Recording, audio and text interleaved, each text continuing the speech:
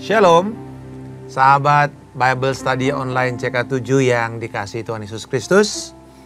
Kita akan lanjutkan pembahasan kita dalam kitab Yeskiel, yaitu Yeskiel pasal yang ke-8, tentang penghancuran atau kehancuran Yerusalem akibat dari berhala-berhala yang menjadi kekejian di mata Allah. Dan berhala-berhala ini ada di dalam bait Allah sendiri. Dan karena ini sesuatu yang cukup menegangkan, jadi saya mau mengajak kita semua, mari kita siapkan hati kita. Kita fokus kepada Tuhan. Supaya kemudian kita mendapatkan perspektif yang tepat dan benar. Apa yang Roh Kudus inginkan kepada kita lewat pembelajaran kita pada malam hari ini. Kami datang Bapa kepada Engkau. Kami bersyukur, biarlah kiranya Engkau yang terus menguduskan kami. Kami adalah bait-bait kudus-Mu, oleh karena Roh Kudus tinggal di dalam kami. Oh biarlah Tuhan, kami ditemukan suci dan berkenan kepada Engkau senantiasa. Sebab kami melayani Engkau Allah yang kudus. Haleluya. Oh terpujilah Kau Allah yang kudus. Kami bersyukur Tuhan. Roh kekudusan-Mu Allah ada di dalam hidup kami. Sucikan dan kuduskan hati ini untuk layak menghadap hadirat-Mu.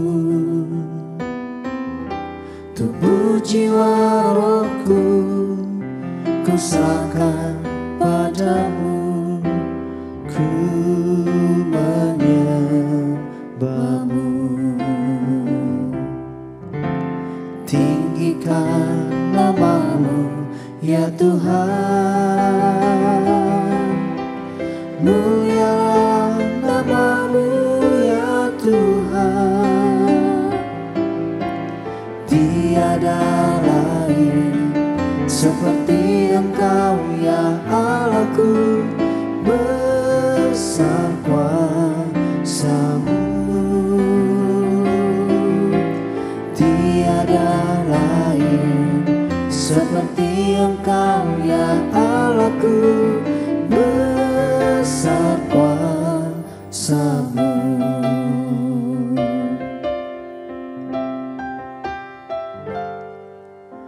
Sucikan dan kuduskan hati ini untuk layak menghadap hadirat-Mu. Tubuh jiwa rohku ku serahkan padamu. Ku menyembah-Mu. Sucikan dan kuduskan hati ini untuk layak menghadap hadirat-Mu. Tubuh jiwa rohku ku serahkan padamu. Ku menyembah-Mu. Tinggikan nama-Mu ya Tuhan. Mulialah nama-Mu ya Tuhan. Tiada lain seperti Engkau ya Allahku. Besar kuasa-Mu. Tiada lain seperti Engkau ya Allahku. Besar kuasa-Mu. Tinggikan nama-Mu ya Tuhan.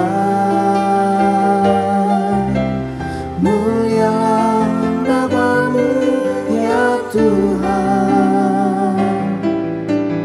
Tiada lain seperti Engkau ya Allahku.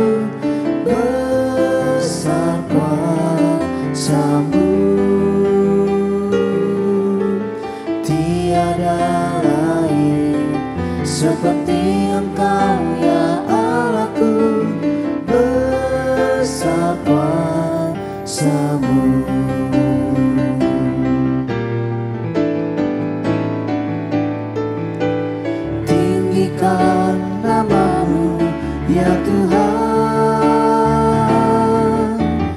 Mulialah nama-Mu ya Tuhan. Tiada lain seperti Engkau ya Allahku. Besar kuasa-Mu,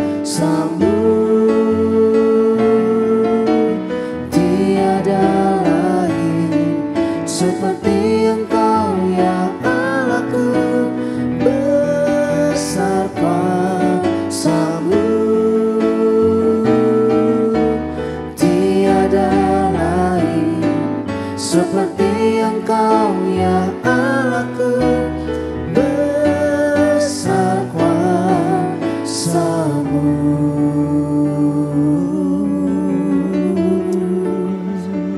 Tiada yang seperti-Mu, tiada yang lain. Hanya Kau satu-satunya Allah yang diagungkan. Ya Rama, ya Syarama, Syarama. Shana ya Rama, Shana ya Rama, Shana. Ya Rama, ya Syakarama.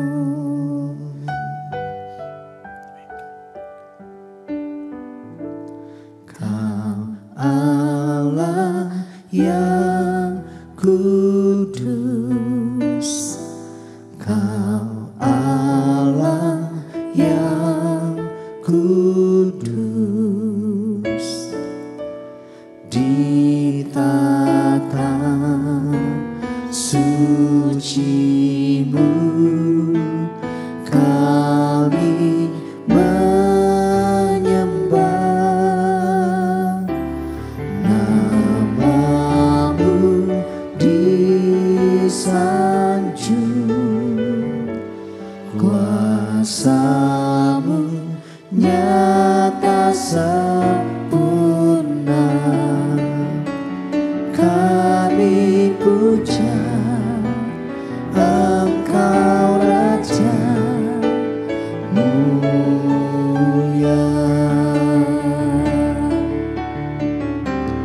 Kau Allah yang kudus, Kau Allah yang kudus. Di tata suci-Mu kami menyembah. Nama-Mu disanjung, kuasa-Mu nyata sempurna. Kami puja Engkau Raja mulia.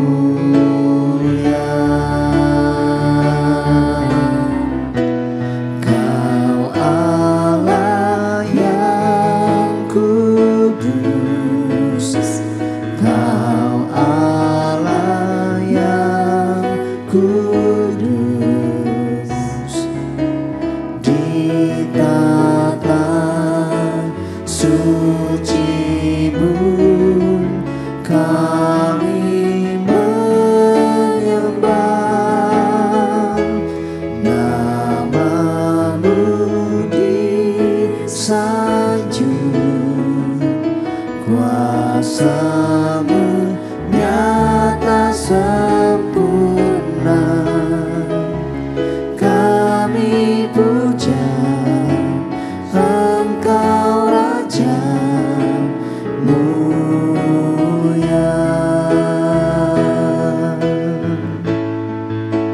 Kami puja Engkau Raja mulia.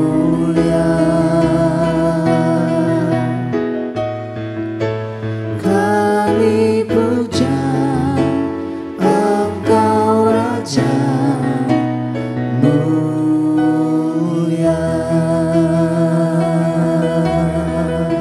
Haleluya. Terima kasih Tuhan Yesus.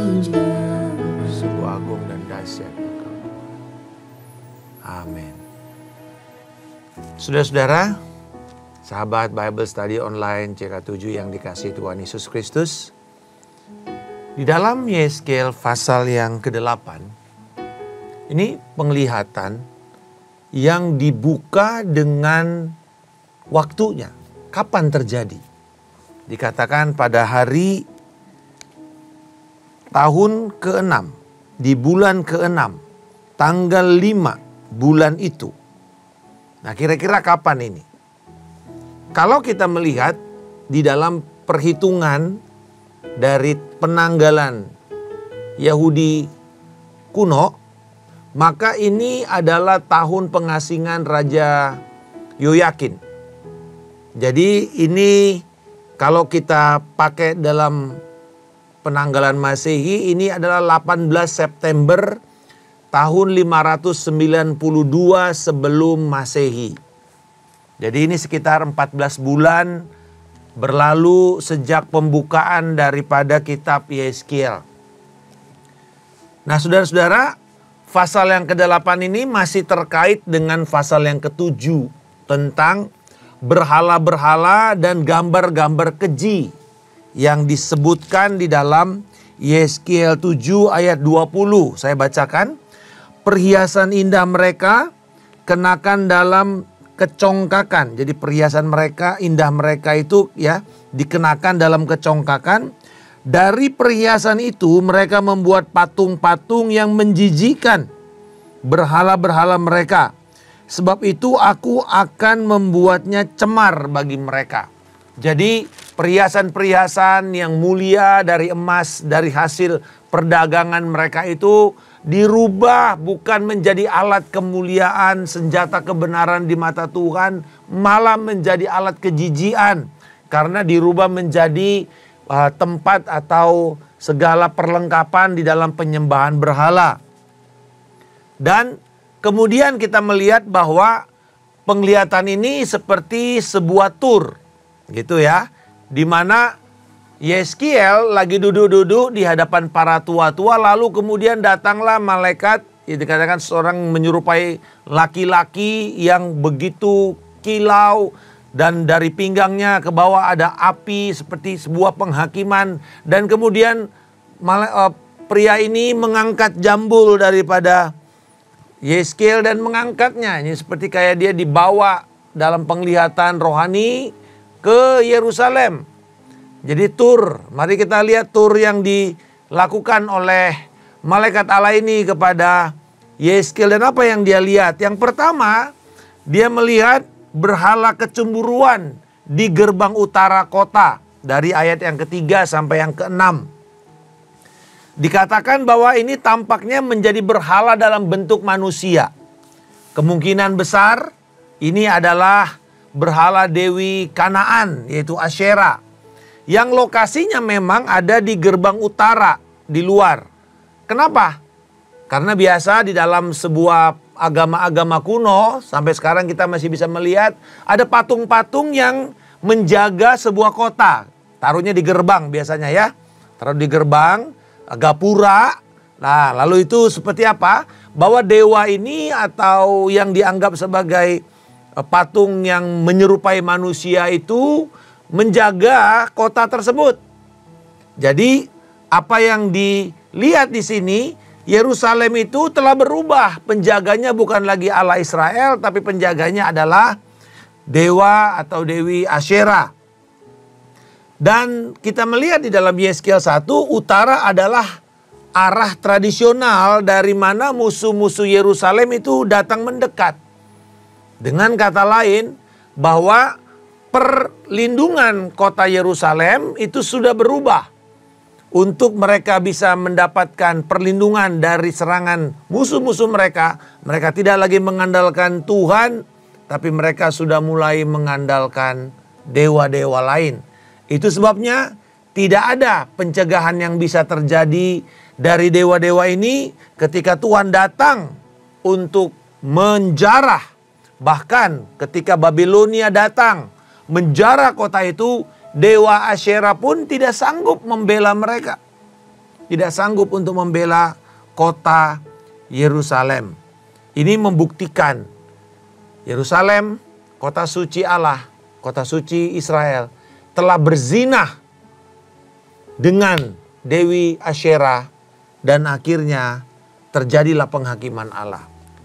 Selanjutnya, Yeskiel dibawa tur dari melihat gerbang utara, di mana di situ ada figur Dewi Asyera, lalu dibawalah dia ke para tua-tua kaum Israel.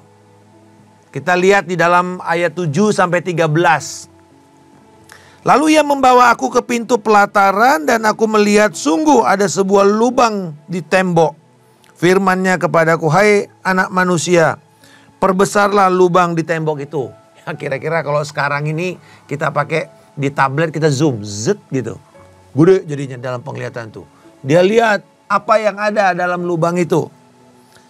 Masuklah, lihatlah perbuatan-perbuatan menjijikan dan jahat yang mereka lakukan. Siapa yang melakukannya? Tua-tua bangsa Israel. Aku masuk melihat segala binatang melata, binatang lain yang menjijikkan. Segala berhala kaum Israel terukir pada tembok sekelilingnya. Dan di hadapanku berdiri 70 tua-tua kaum Israel. Ternyata para tua-tua inilah yang sedang melakukan semua tindakan kejijian itu. Mereka pegang bokor, lalu kemudian ada asap dupa yang harum. Tetapi dikatakan, apa yang kamu lihat? Apa yang dilakukan tua-tua kaum Israel dalam kegelapan? Masing-masing dalam kamar tempat ukiran-ukiran mereka. Sebab mereka berkata, Tuhan tidak melihat kita. Tuhan sudah meninggalkan tanah ini. Ia berfirman, engkau bahkan akan melihat perbuatan-perbuatan lebih menjijikkan daripada mereka. Apa maksudnya di sini bahwa Tuhan tidak melihatkan mereka? Tuhan tidak melihat mereka. Tuhan telah meninggalkan mereka. Bukan berarti bahwa Tuhan sudah jauh dari kita. Ayo kita bertobat. Bukan. Tapi sebenarnya ungkapan ini adalah begini. Tuhan tuh udah gak relevan sama kita. Ngapain sih kita sembah dia? Udah yang ini aja yang kita sembah. Ini semua yang kita lihat, gambar-gambar yang kita ukir ini, itu kelihatannya jauh lebih relevan buat kita, menyelamatkan kita. Bukankah ini yang sering terjadi kepada kita orang percaya? Bahkan kita mengatakan, udahlah Tuhan sudah tidak relevan. Ini para teolog-teolog biasa melakukan ini. Di tengah-tengah penyelidikan kepada firman Tuhan, Alkitab, mereka justru mengatakan, ini udah gak relevan. Salah satu bahaya, racun daripada Kristen progresif adalah merendahkan firman Tuhan. Mengatakan, firman ini gak relevan lagi. Dulu banyak kontradiksinya, salah-salah, salah kutip. Yang ini dan itu bertentangan. Ini cuma jurnal kuno tentang perjalanan rohani orang di masa lalu. Udah gak relevan dengan sekarang. Atau kita perlu menafsir ulang dari kebenaran-kebenaran ini. Udah banyak yang gak cocok dengan zaman. Itu sebenarnya kata yang diungkapkan oleh para tua-tua ini. Bukan mereka mengatakan, aduh Tuhan kenapa engkau jauh dari kami, kenapa engkau meninggalkan kami. Bukan. Tetapi lebih kepada Tuhan sudah tidak relevan. Ada yang jauh lebih relevan. Pemikiran-pemikiran, filsafat-filsafat baru. Pemikiran-pemikiran pencerahan. Nah itu.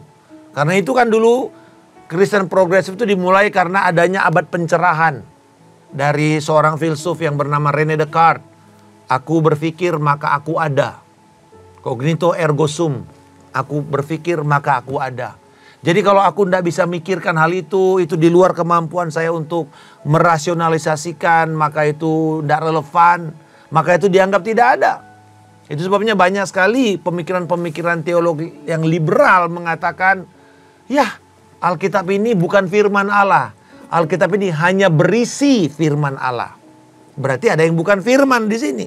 Maka kita seperti makanan Padang, kita bisa pilih-pilih aja mana yang kita suka, ya kita makan, yang gak suka kita tinggalkan. Padahal ini adalah kehidupan yang kita harus jalani. Lalu tur yang ketiga, Jadi dari utara dia bawa masuk ke dalam bait suci. Nah, sekarang dia lihat di sini yang lebih buruk lagi. Dari ayat 14 dan 15. Pemandangan wanita yang menangis untuk Dewi Tamuz. Di gerbang utara kuil itu sendiri atau di dalam bait suci. Dikatakan, lalu ia membawa aku ke pintu gerbang rumah Tuhan yang di sebelah utara. Sungguh di sana duduk perempuan-perempuan yang menangisi Dewa Tamuz. Siapa tuh Dewa Tamuz? Dan kenapa mereka mesti menangisi Dewa Tamuz? Ingat ya, saudara-saudara, persis di dekat jantung bait suci. Di situ mereka buat sebuah ritual untuk Dewa Tamuz. Dewa Tamuz adalah ritual Babilonia yang menandakan adanya kematian. Lalu turunnya Dewa Dumuzi. Nah ini Dewa Dumuzi itu dewa yang juga disembah oleh orang Babel. Dewa Dumuzi turun ke dunia orang mati. Ya biasa kalau dibilang dunia bawah itu dunia orang mati. Lalu kemudian mulailah terjadi perjalanan mitologis kematian dan kebangkitan. Dan ini dianggap sejajar dengan siklus tahunan.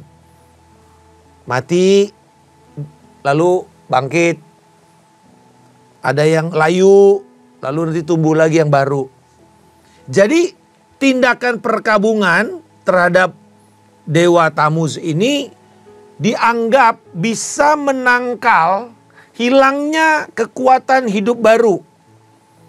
Dan ini tujuannya supaya mempercepat terjadinya kesuburan. Jadi ratapan yang dilakukan oleh para wanita-wanita terhadap Dewa Tamuz tadi untuk orang mati telah diganti dengan penyembahan kepada Dewa Tamuz ini. Dan bukan penyembahan kepada Tuhan yang hidup.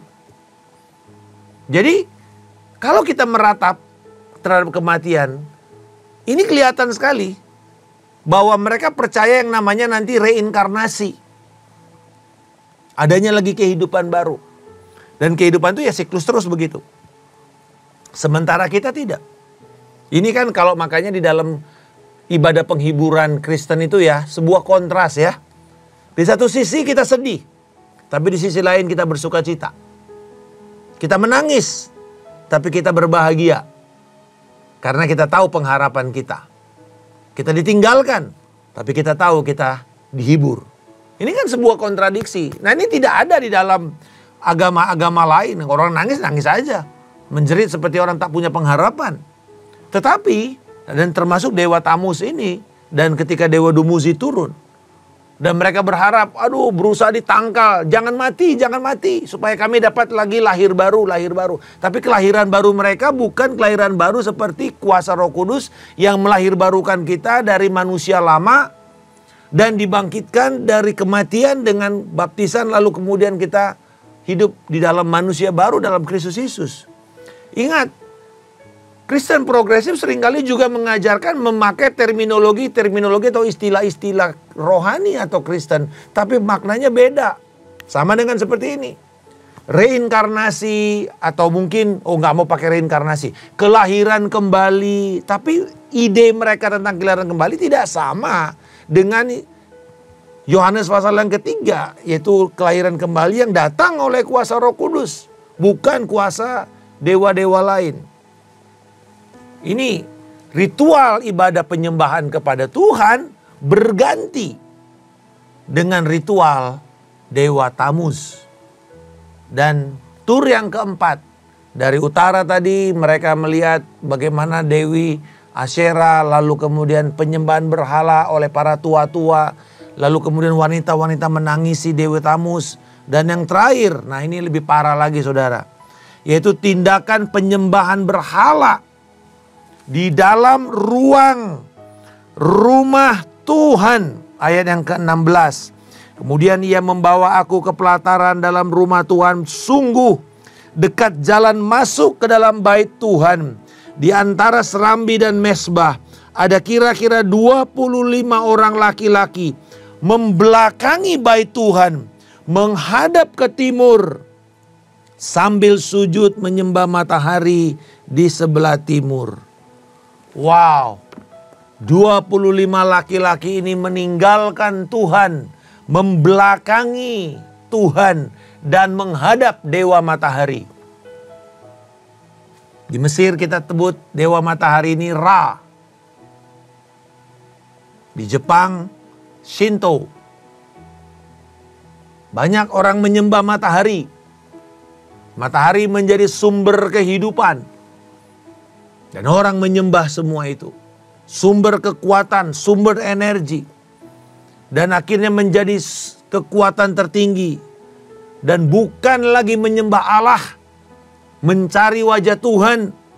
Ketika mereka datang ke bait suci harusnya mereka mencari Tuhan. Tapi mereka membelakangi Tuhan di sana.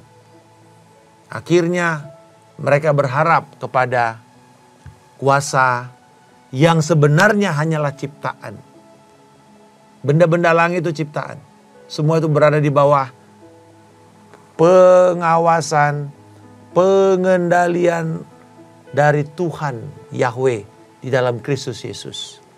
Sayang, bangsa Israel justru menjijikan bait suci itu dengan segala bentuk-bentuk ritual penyembahan berhala.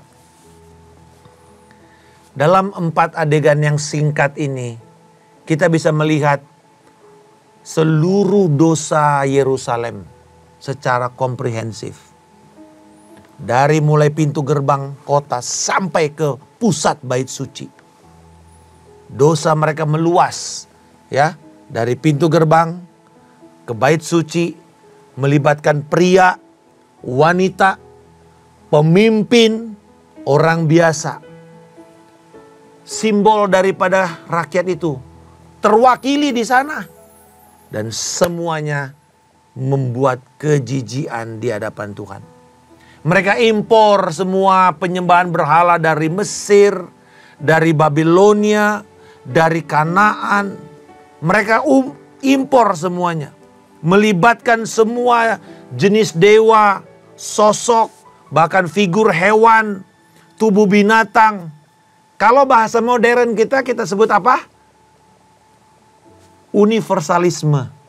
Keselamatan ada dari segala jenis aliran-aliran kepercayaan. Kita kenal sebagai politeisme. Banyak aliran kepercayaan. Kristen progresif salah satunya mengatakan begini. Ada banyak kereta atau banyak rel yang menuju kepada Tuhan. Dan Tuhan menyambut semua itu. Kekristenan dalam Yesus Kristus hanyalah salah satu rel. Sangat bertolak belakang dengan apa yang Yesus katakan dalam Yohanes pasal yang ke-14. Akulah jalan, akulah kebenaran, akulah hidup. Dia nggak mengatakan akulah sebuah jalan. Dia nggak mengatakan I am a way, I am a truth, I am a life. Enggak. I am the way, the truth, the life. Akulah jalan itu. Akulah jalan yang bisa membawa kamu kepada Bapa Surgawi. Nggak ada yang lain. Jadi dengan kata lain bahwa kekristenan progresif ini sebenarnya hanya membungkus dengan paket baru atau packaging baru saja. Racun yang lama. Racun yang lama mengatakan ada banyak jalan ke Roma. Ada banyak jalan ke Tuhan. Tapi dari perspektif Tuhan justru semua itu adalah kekejian.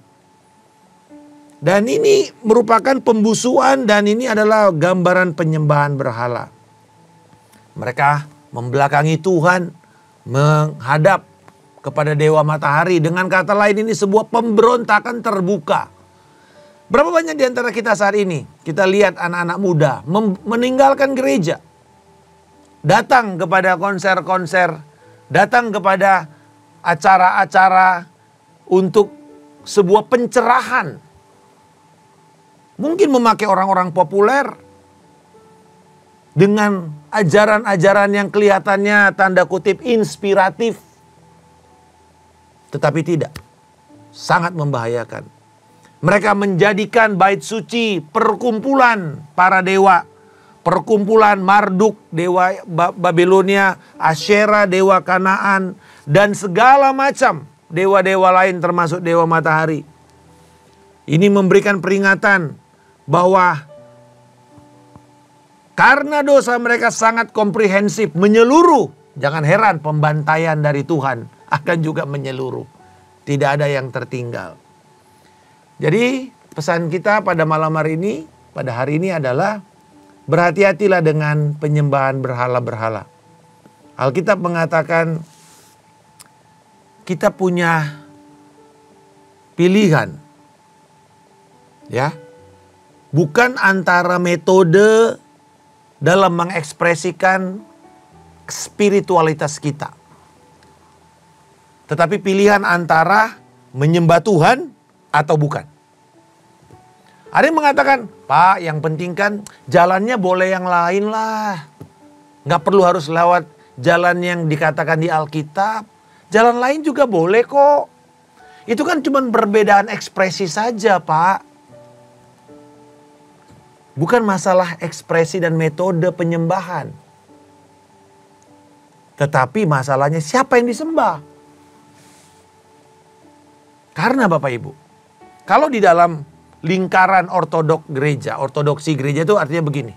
Misalnya ada orang yang menyembah angkat tangan, ada yang menyembah cuman melipat tangan, duduk, ada yang berlutut. Itu semua ada gaya penyembahan yang ada di Alkitab. Buat kita itu ekspresi penyembahan dan itu masih menyembah kepada Allah yang sama, yaitu Yesus Kristus, Tuhan. Dengan sikap dan motivasi yang sama. Tetapi kalau kita menyembah dengan cara yang lain dan arahnya kepada bukan pribadi Kristus, maka itu yang kita kenal sebagai penyembahan berhala. Perhatikan Bapak Ibu, bukan hanya caranya yang Tuhan pertimbangkan, tapi siapa yang engkau sembah. Itu penting. Itu masalah hidup mati. Jadi inti penyembahan berhala itu bukan masalah menyangkal realitas Tuhan, tetapi relevansinya. Tuhan gak relevan. Buktinya apa? Buktinya, coba perhatikan orang Amerika kalau disurvei. Kan ini kan negara Kristen. Tanya sama mereka. Kan saudara boleh baca salah satu survei itu dari George Barna Research. Barna Research selalu meriset orang-orang Amerika. Tanya, percaya Alkitab? Percaya. Percaya Allah? Percaya. Tapi pertanyaannya, baca Alkitab enggak? Belum tentu. Ke gereja enggak? Mungkin Natal sekali setahun. Atau kalau ada baptisan. Atau kalau mungkin penguburan. Lalu jenazahnya dibawa ke gereja. Baru ke gereja. Selain itu apa? Tidak ada. Apakah itu namanya orang yang hidupnya dalam Tuhan? Bukan, itu sama saja politeis. Karena kemudian Amerika mengatakan begini. Ada banyaklah yang bisa kita jadikan sebagai jalan untuk kita bisa hidup baik. Saya mau menyembah seturut dengan selera saya. Preferensi saya. Nah itu bahayanya. Itulah politeisme modern, Bapak Ibu. Lalu yang lain, ya ini ajaran progresif, yaitu ya kita sebut sebagai kemajemukan iman. Kemajemukan iman. Ya banyak cara-cara orang datang untuk diselamatkan. Bukan cuma hanya lewat Yesus Kristus. Yesus Kristus itu hanya menyelamatkan orang Kristen saja. Di luar itu enggak. Tapi tidak saudara. Alkitab dengan jelas di dalam Roma 1, di Roma 2. Bagi mereka yang belum pernah mendapatkan pencerahan tentang Kristus dan firman. Tuhan punya mekanisme di dalam menghakimi mereka. Firman-Nya ditaruh di dalam hati mereka. Nurani mereka akan menghakimi mereka. Oh jelas sekali semuanya. Akhirnya semua itu akan berujung ke sana. Tetapi sekarang ini. Karena Tuhan sudah ada. Dan Tuhan sudah datang dengan Yesus Kristus. Dan firman-Nya.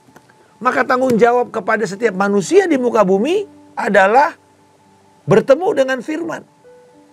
Tanggung jawab kita sebagai orang percaya memberitakan firman.